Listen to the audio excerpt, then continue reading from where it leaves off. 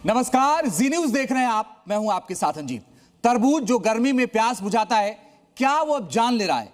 मुंबई के भिवंडी बाजार में एक ही परिवार के 4 लोगों की मौत ने पूरे देश को दहला दिया है। अब्दुल, उनकी पत्नी नसरीन और 2 मासूम बेटियों की मौत की वजह वो लाल लाल तरबूज बताया जा रहा है, जिसे उन्होंने बड़े चाव से खाया था।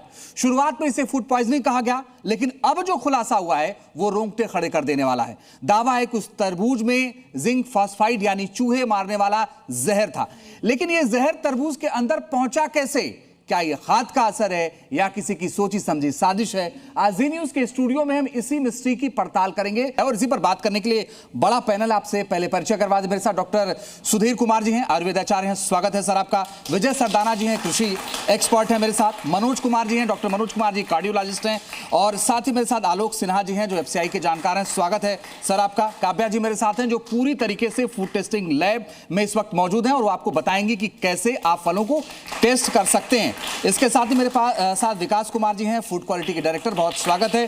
साथ ही डॉक्टर राजेश कुमार सिंह जी हैं जो टेस्टिंग लैब में सपोर्ट करेंगे। साथ ही शारदा प्रसाद जी मेरे साथ हैं, पूर्व डीजीपी असम के और बड़े बड़े पदों पर रहे हैं। डॉक्टर गुलाब गुप्ता जी हैं मेरे साथ, फिजिशियन, बहुत स्वागत है सर आपका भी।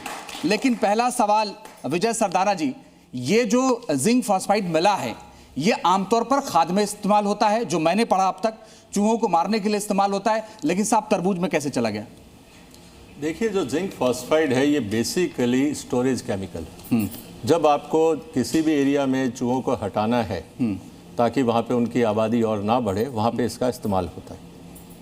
लेकिन 2 स्थितियाँ हो सकती हैं। एक तो ये कि जहाँ पे तरबूज स्टोर किए गए हों वहाँ पे जिंक फॉस्फाइड का इस्तेमाल हो, और जो कंटेमिनेशन है, सरफेस कंटेमिनेशन है, तरबूज और जिंक फॉस्फाइड एक दूसरे के कांटेक्ट में हो, और केमिकल की एक हैबिट होती है, वो सीपेज होता है जी स्किन के। अच्छा, जैसे आप क्रीम लगाते हैं, बाकी चीज़ें लगाते हैं, तो एक परकुलेट होता है।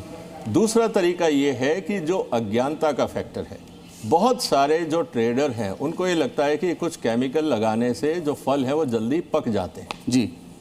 अनफॉर्चुनेटली एग्रोकेमिकल्स के बारे में समाज में जानकारी बहुत कम है। हालांकि ये पॉइजन होता है, लेकिन जिस तरह से हम लोग पेस्टिसाइड्स को हैंडल करते हैं वो उस तरह से हैंडल नहीं होता जैसे एक पॉइजन होना चाहिए जी। तो एक तरफ इग्नोरेंस है, एजुकेशन नहीं है, दूसरी तरफ मिस हैंडलिंग है, और तीसरी तरफ अगर आपने इस तरह का कोई फ्रूट खाया है, जनरली आप देखेंगे कोई भी तरबूज धोता नहीं है। हाँ, छोटा फ्रूट हो फिर भी आप धो लेंगे। मतलब आप ये कह रहे हैं कि अगर उस पर ऊपर से लगा दिया होगा और फिर उसको काट करके खाया होगा तो ये संभावना है कि वो जहर अंदर चला गया हो। क्योंकि आप खाते कैसे? हाँ। आप जब किसी भी फ्रूट को हाथ में लेते हैं, आपके हाथ में लगा जहर जी, आपने सोचा हल्की सी मिट्टी है, हाँ। आपने उसको छोड़ा, फिर आपने फ्रूट पे हाथ लगाया। केमिकल जो है उसकी एक टॉक्सिसिटी होती है। बिल्कुल हाँ। अगर बहुत ज्यादा टॉक्सिक है तो कम मात्रा में भी वो मॉर्टिलिटी या फेटिलिटी क्रिएट कर सकता है। मौत हो सकती है इससे, जो तरीका बता रहे हैं खाने का? ये very unlikely, because the quantity which is gone inside in the food is very less, and how toxic it may be, it cannot cause. It takes time. We don't know the exact picture, how many hours it take to eating and death. पूर्व DGP साहब भी बता पाएंगे conspiracy है या फिर और क्या तरीका हो सकता है इसको, इस पैमाने को मापने के लिए? देखिए, जो हमारे पास में पब्लिक स्पेस में इंफॉर्मेशन अवेलेबल है उससे ऐसा लगता है कि ये डिलिबरेट है और ये प्लान्ड है। सबसे पहले तो इसमें पुलिस इन्वेस्टिगेशन होना चाहिए in all the family members in जहां ये हुआ है। कैसे पता करें कि ये सही है या खराब है? क्या कर सकते हैं? तरबूज या कोई फ्रूट हो, हम केवल we are not discussing only particular fruits, किसी एक फ्रूट की बात नहीं कर रहा हूँ। कल इसमें हुआ, कल पपीते में होगा, किसी में हो सकता है। पहले तरबूज की बात करते हैं। तरबूज की बात करते हैं। देखिए, तरबूज में क्या होता है कि एक तो जैसे आपने वीडियो दिखाया, वीडियो के अंदर में गैस निकल रही है। गैस क्या है? एसिटिलीन है। इथिलीन से एक्चुअली हम कैल्शियम कार्बाइड से पकाते हैं। आपको पता है कोई भी फल फ्रूट जो है पकता है गैस की वजह से, इथिलीन होती है। बट जब हम कैल्शियम कार्बाइड डालते हैं तो मॉइस्चर से रिएक्शन करके एसिटिलीन गैस बनाती है जो रिप करके इसको पकाती है। देन आपको मार्केट में वो चीज़ें आती हैं। अब हो सकता है कि ज़्यादा गैसेस हो, मतलब जहाँ पे स्टोरेज हो वहाँ पे कंसंट्रेशन ऑफ एसिटिलीन जो 2 आए, जो आप वीडियो बना रहे हैं, क्योंकि अभी तक का ऐसा नहीं मिला। करके बताइए जरा एक बार। नहीं, वो बताएगी। तो ये मैडम आपको ना रैंडम ऐसा बता रही हैं। देखिए, क्या होता है कि गैस आपके माइक लगा सर। हाँ हाँ गैस है और इसको जो है एक तो पहले आप लेते हैं तो उसको स्मेल भी कर सकते हैं, कहीं गैस की स्मेल नहीं आ रही है। अदरवाइज इसका जो छिलका है लेके थोड़ा वार्म करेंगे, हीट करेंगे तो आपको गैस की स्मेल अगर होगी तो जरूर आएगी, बहुत लाइट स्मेल आएगी। नहीं, ये बड़ी सावधानी की ज़रूरत है और ये आप आज ये टेस्ट करके पता चल सकता है कि आखिर कैसे आप घर पे भी इसको चेक कर सकते हैं। क्या आप ये पता कर सकते हैं कि जो आप तरबूज खा रहे हैं वो सही है या ख़राब है? ये देखिए, ये तरबूज है, ये थोड़ा सा ऐसा लग रहा है कि जैसे पूरी तरीके से पका नहीं है, लेकिन विजय जी ने जो बताया उसमें दो बड़ी संभावनाएं बताई हैं। उसमें एक उन्होंने कहा कि या तो किसी ने डाला हो या फिर ऐसा हुआ हो कि कोई जो जिंक रखा हो और उसमें लग गया हो बिना धोए हुए उस फल को खा लिया हो। बताइए मैम। एक तो डायरेक्ट स्मेल होती है, फिर डायरेक्ट गार्लिक की स्मेल आ रही है तो कार्बन जो कैल्शियम कार्बाइड है वो प्रेजेंट है। दूसरा है हम इसका एक्सट्रैक्ट लेते हैं, उसको हम हीट करते हैं। हीट करने के बाद अगर इसमें से गैस निकल रही है तो हमारे को पता चल जाएगा इसके अंदर हमारी गैस प्रेजेंट है। उससे क्या होता है, डिजीनेस आती है और हेडेक होता है। जो मेन होता है इसमें नाइट्रेट होता है। नाइट्रेट से क्या होता है, जैसे वो हमारी बॉडी के अंदर जाएगा वो नाइट्राइट फॉर्म में आ जाएगा। उससे क्या होगा, ऑक्सीजन का जो लेवल होगा बॉडी में कम होता चला जाएगा। तो ये कैसे पता कर, जैसे अगर इसको कोई घर लाता है तो कैसे इसको चेक करें? स्मेल से पैरामीटर यहाँ दिखा सकते हैं। हाँ ठीक है, प्रोसीजर बहुत लंबा है। नहीं कोई बेसिक ही बताइए। नहीं बिल्कुल आप बेसिक ही बताइए, बेसिक ही बताइए, लगता है। बताते रहिए मैम। सर अभी मैंने जो एक्सट्रैक्ट लिया है इसको मैं थोड़ा तोड़ रही हूँ। इसमें मैं थोड़ा सा पानी डाल के इसको हीट करूँगी। अगर इसमें कैल्शियम कार्बाइड होगा तो वो फ्यूम्स के रूप में निकलना स्टार्ट हो जाएगा। जी प्लीज। लाइट इसमें लाएगी। ये पानी है? जी डिस्टिल वाटर है। डिस्टिल वाटर भी है, वाटर सीजन है, वाटर सॉल्युबल है। अच्छा, इसको हीट करेंगे? हीट करेंगे। अगर इसमें कुछ भी प्रेजेंट होगा तो फ्यूम्स के रूप में या स्मेल के रूप में आ जाएगा।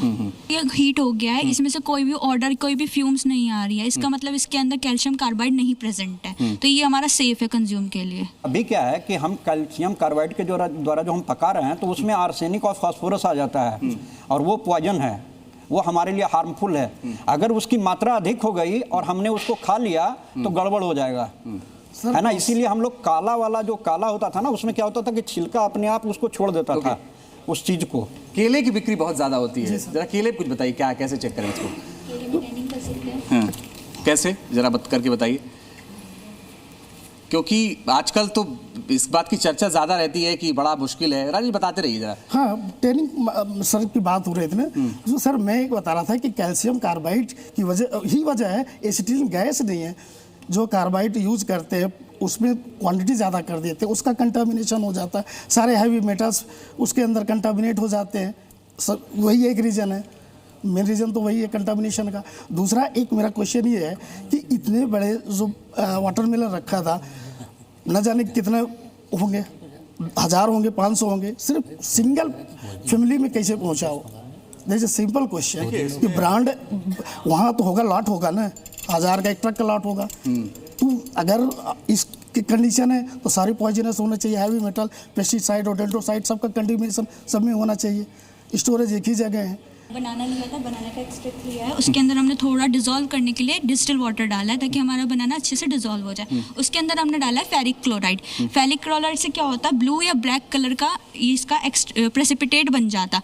अगर टैनिंग प्रेजेंट होती तो, पर प्रेजेंट नहीं है तो हमारा कलर नहीं होना। फेरिक क्लोराइड का कलर येलो होता है तो वो येलो कलर आया। तो अभी फिलहाल ये सुरक्षित है, लेकिन आइए सर अपने जगह पे आ जाइए, फिर से एक बार शुरू करते हैं चर्चा की कैसे और बेहतर तरीके से उसको करते थे। गुलाब सर मुझे एक चीज़ बताइए कि एक जो चर्चा सामने आई वो ये आया कि भाई फल अगर लाइए तो पहले उसको धोइए और वार्म वाटर से धोइए, इस तरह की चर्चा आएगी। तो आप लोग सलाह देते हैं लोगों को कि इस तरीके से ही करिए, बहुत सारे लोग नहीं मानते हैं, मैं खुद नहीं मानता तो इसलिए मैं क्या ही बताऊँ। बिल्कुल करना चाहिए। हमारे पेरेंट्स जब फल फ्रूट लाते थे तो बाल्टी में डाल के रखते थे। उस समय में क्या एक्सप्लेन करते थे कि ये ठंडा हो जाएगा, बाहर से बहुत गर्म आया है, ये ठंडा हो जाएगा। उसको 2-3 घंटे तक पड़ा, उस समय फ्रिज पानी में रखते और इतनी आसानी से नहीं मिलते थे। May be that may be the cause to, उसको ठंडा करने का एक बहाना था, हो सकता है उसके जो एलिमेंट और जितने भी पेस्टिसाइड हम यूज करते हैं, चाहे वो खीरे के लिए डालें चाहे लौकी के लिए डालें, ये सब ऊपर ही रहते हैं।